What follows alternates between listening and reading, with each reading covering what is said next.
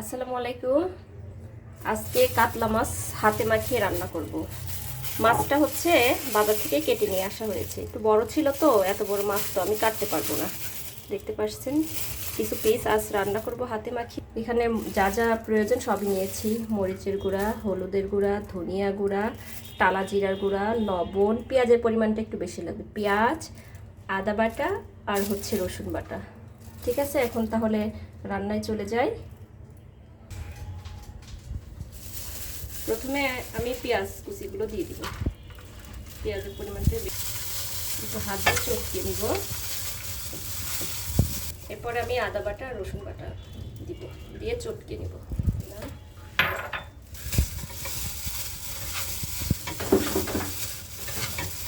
মরিচের গুঁড়া দিয়ে দিলাম, হলুদের গুঁড়া, ধনিয়া গুঁড়া, সবকিছু কিন্তু পরিমাণ মতো। আমার যত পিস মাছ আমি সেভাবে পরিমাণ করে নিয়েছি। লবণ, আমি এগুলো হাতে সুন্দর করে মাখিয়ে নেব।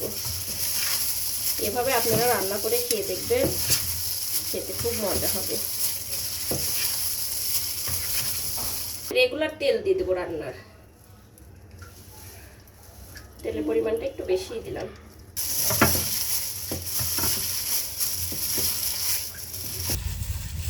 এই মাখানোর মধ্যেই কিন্তু সব কিছু দেখেন, সুন্দর কালার আসছে আর সুন্দর কিন্তু করে মাখিয়ে নিচ্ছি।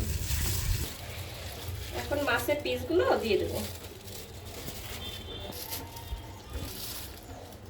সুন্দর করে মাখিয়ে নেব।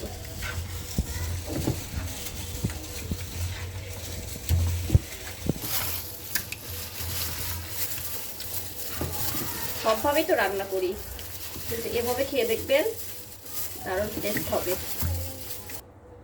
এই যে মাখানো হয়ে গিয়েছে, এখন ঢাকনা দিয়ে আমি 20 মিনিট ওয়েট করব। এখন ঢাকনা দিয়ে দেবো। 20 মিনিট পরে ফিরে এলাম। এখন পানি দিব পরিমাণ মতো। বিসমিল্লাহ। ঢাকনা দিয়ে চুলায় চলে যাই।